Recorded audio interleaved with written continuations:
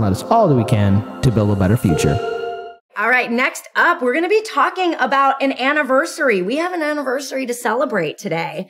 And it's the 13-year anniversary of our last minimum wage increase. I don't know if we can celebrate that.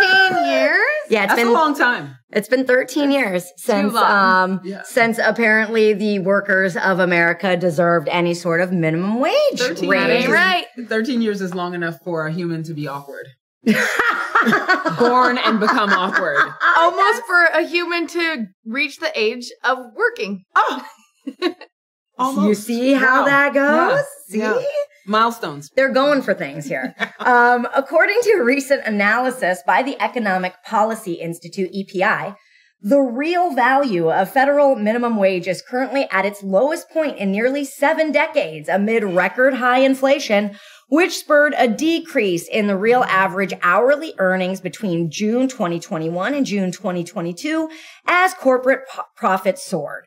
Last July marked the longest period without a minimum wage increase since Congress established the federal minimum wage in 1938.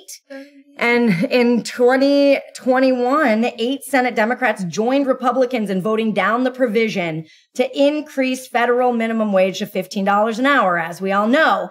Never mind that adjusted for inflation, our minimum wage would be about $23. And Sarah, you had found something actually really interesting. Would you share that with our audience? Yeah, so considering it, like if it had been kept up with inflation, right, that was $23. If minimum wage had risen at the same rate as the Wall Street bonuses, our minimum wage right now would be $61.75 an hour. Wow. Yeah, I take that minimum wage. Yeah. I think that's fair. I think I could probably get back into the restaurant industry for Just that saying. wage. Just saying. Probably. Absolutely. And Service would be excellent. Yeah, that would be excellent. Everyone would be I don't so think friendly that's at happening McDonald's. anytime soon. For some reason, Kit Cabello is calling my phone in the middle of the show, which is also very Come on, interesting. Kit, you know I'm in the middle of your show. We're doing Come a on, show. Kit. We're doing the show. But like, I mean, with Democrats like this, who needs Republicans? Am I right? To be clear, today's federal minimum wage is about $15,080 a year. Certainly many states have higher minimum wages, right? Because states also set minimum wage. But I think we could take a sampling from the cheapest states and still assess that $725 is not enough for a living. Thankfully, financier.com has this handy guide in case you might want to move to the cheapest states in the country. It's literally a guide if you want to move because you can't afford where you're living. So I decided to take a look at what states they deem the cheapest, and let's take a look at those numbers. So yeah, Faze, Mississippi is going to be numero uno here. So we see here with Mississippi, a living wage per hour, and they're basing this on a 2-bedroom apartment, y'all. Okay. So, a living wage per hour in Mississippi is $18. It looks like in 7 cents here. Right now, Mississippi's minimum wage is $7.25. So they are no different from the federal minimum wage, yet their living wage would be at $18. So that's a pretty big disparity here. $18.07. An average rent per month is nearly $800. All right, we'll scroll down. Let's see where else. What other cheap places can we live to make this minimum wage tenable? Let's try Arkansas. Oh, you guys, these are all just going to increase in price as we go up. So literally the cheapest, like $19.35 for a living wage in Arkansas. In Arkansas, the minimum wage is $11. Okay. Yeah. I mean, we don't need a degree in math to tell us that is not workable. And of course, coming from the relationship side of it, this is what requires teamwork. Like what we're talking about is people being unable to have a living wage if they're on their own. They literally have to collaborate with someone else in order to make this happen. If they can qualify to get into the housing. So anyway, Yeah. Forget being able to afford to have kids. mouths to That's feed. funny. Food? That's literally just to get the rent. Yeah, exactly. 2 people Exactly. just to get rent. Exactly. Oh my gosh. Yeah, and they actually do list the average childcare cost. I mean, that's $12,000, almost $13,000 a year, Which is for childcare costs almost the full income of a minimum wage worker, right? worker. So let's go to the third state, Oklahoma. First of all, I'm going to say today's high in Oklahoma was 105 degrees. Nope, not moving there. Sorry, financier.com. But the living wage per hour, there is what, $19.33. And, Oklahoma's minimum wage is, drum roll, $7.25. $7.25. I used to be a Mary Kay lady, and you know, I could sell a mascara for $15 and make $7.50 off of it. One mascara for the hour of minimum wage. Yeah.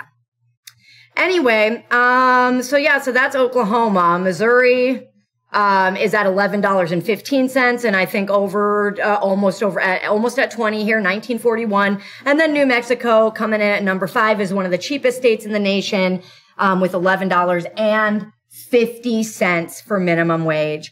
So they're making the case about moving to a cheaper state by sharing that.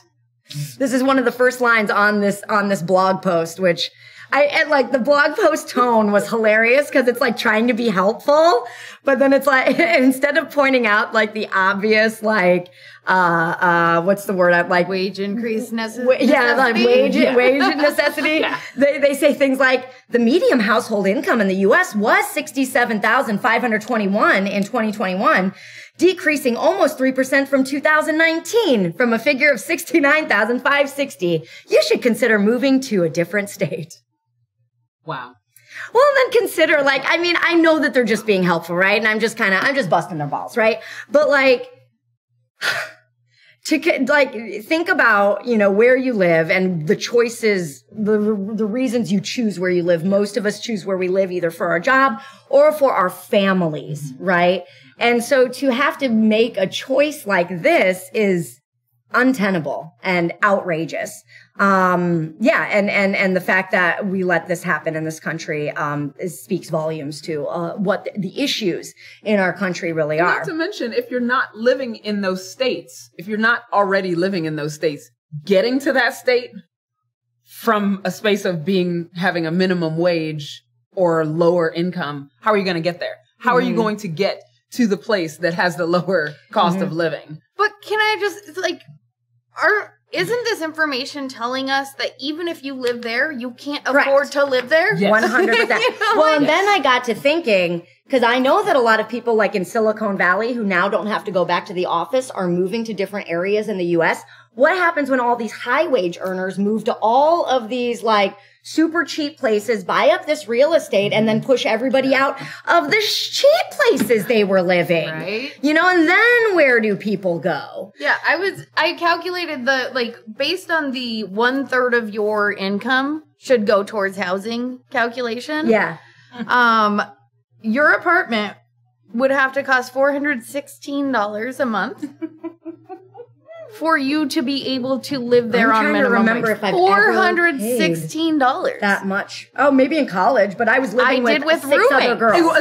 I was living with 6 other women. Like everyone is communal living for that kind of rate. You can't. Right. And so we just have a bunch of empty houses sitting on a market, collecting dust, and a bunch of people crammed into one space or under a bridge.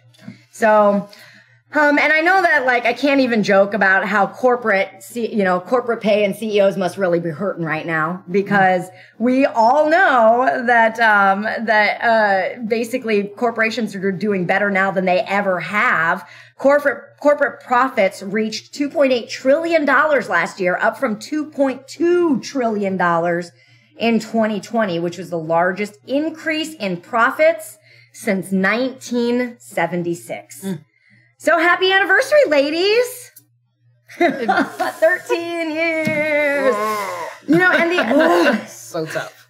And, you know, I want to get a little bit into the effort in California for for the minimum wage increase because there was a huge loss that just occurred there. And, you know, everybody's kind of keeping their eyes on California right now because there was some lack of clarity from the Secretary of State of California inside of getting signatures in to get a measure on the ballot for $18 minimum wage in California. Again, not even enough for, you know, to keep up with inflation from 725. So, I mean, for Arkansas, it's not even enough for Arkansas. People in our chat probably know how much you have to earn in California, but standing alone says California rent is $2,200 a month for a 1-bedroom. Yeah. So, I mean, and that's not even in a a neighborhood that you really want to live in. Right. A desirable neighborhood for Yeah. a 1-bedroom, 2,200. Nah. Yeah.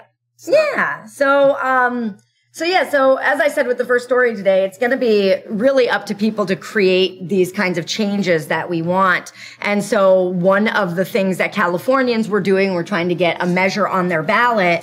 And those pushes always show up to really big fights. Okay. I know that, in the last primary election, I was, helping out with, a campaign that mostly we were just protecting her from her primary challenger because she keeps the policies that my organization pushes through, you know, because when you have somebody who is like this particular candidate who is, you know, maybe going after police, the police union will then put somebody up against those people so they can turn those votes around. And that's not what happened in California, but I just want to share just one tiny example of what I've seen, the level of veracity and fight that comes out of these moneyed interests every single time anybody moves an eyelash forward in progress.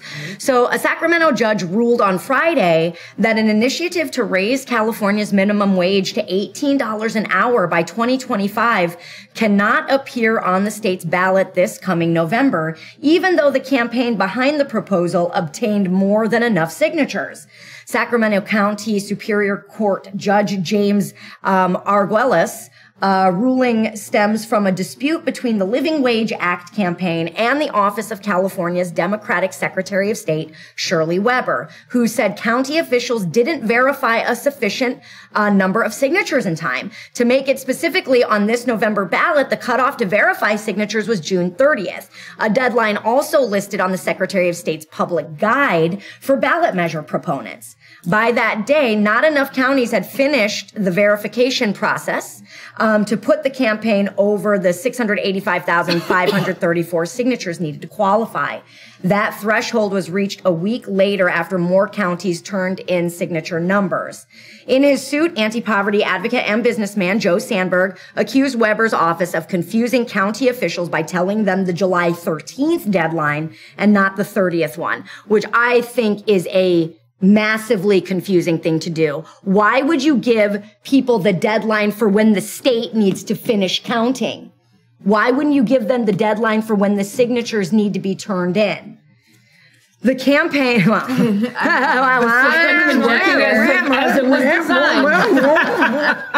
I mean, we could speculate some things.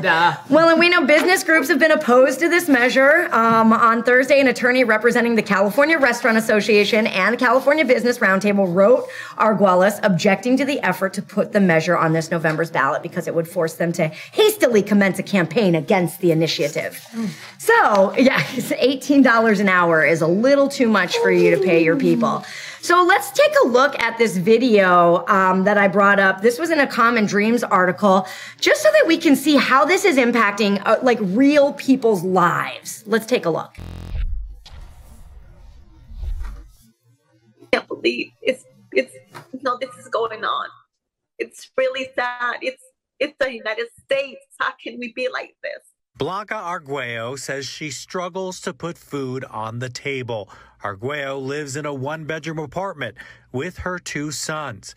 She works at a local grocery store and makes $17 an hour. I'm stressed out because, I don't have money. we're still saving for the rent. We don't have the money yet. Arguello hopes the Living Wage Act, an initiative to raise the minimum wage in California to $18 per hour, will be on the ballot this November. Raising minimum wage from $15 to $18 an hour would give a full-time employee an extra $6,000 every year before taxes.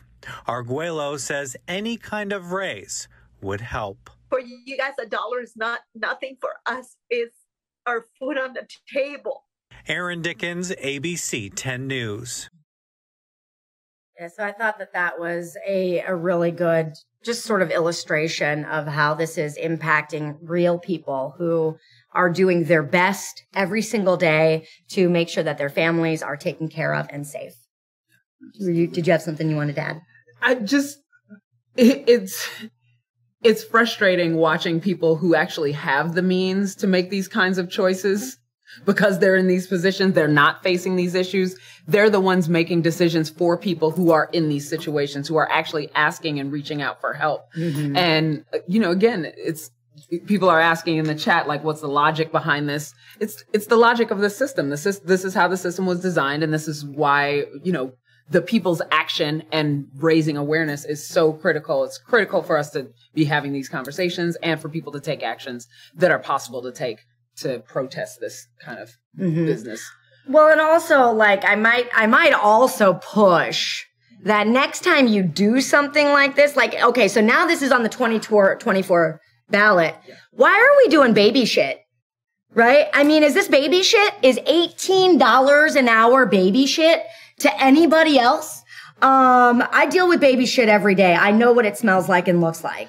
Right now, it says MIT's living wage calculator estimates that an adult with one child would have to make at least $44.18 an hour working full-time to meet essential needs in the state of California. I found it in my notes. Hugo, you say, this is, minimum wage should be raised, but it's, it is a Band-Aid. This is a Band-Aid, of a broken system. And we can point to so many areas. I mean, you can just piecemeal together all of the stories in the show, and you'll get a portion of the picture of what is creating this kind of economy, where we see the people at the bottom being really, really, really squeezed, and then people at the top just making crazy money. Anything and making from decisions based on these deadlines and these, like bureaucratic bull, where, like, realistically, we're talking about people's lives. We're talking about their livelihood. We're talking about food on the table. And they're talking about, well, there was a deadline that was missed. And this story, I don't remember exactly what it was, but they were talking about this same judge having recently extended a deadline for some other situation. Yeah. But in this situation, no. Yeah. We can't help you out. Sorry. Yeah, and there are a lot of people in the chat talking about inflation, and a lot of the inflation numbers that I pulled were from 2021 because I wanted to have a little mercy, right? I am merciful. After all, I wanted to have a little mercy on the powers that be and not count the 9.1% inflation that we're experiencing right now due to, let's be honest, corporate gouging and greed, right? And supply chains. I'm not as good at rattling things off as Kit is, but you guys know as well, and you can fill it in on the chat. It was around the recalling the governor. Oh, the Gavin Newsom thing. Yes, oh yeah, no, yes. this was the same judge. Yeah, who this had judge extended time for people to try to get Newsom out of there. Yeah. So a lot of the argument from these folks were like, oh, so you're going to, and this judge was a Trump appointed judge. So, it does look and smell and sound a little fishy, right? And he, of course, says like, no, that was a different situation. The Secretary of State just misinformed you and your people. So it's your fault. And of course, like, I think a lot of people might argue, well, you know, it said in the Secretary of State's, what was it called? The Secretary of State something,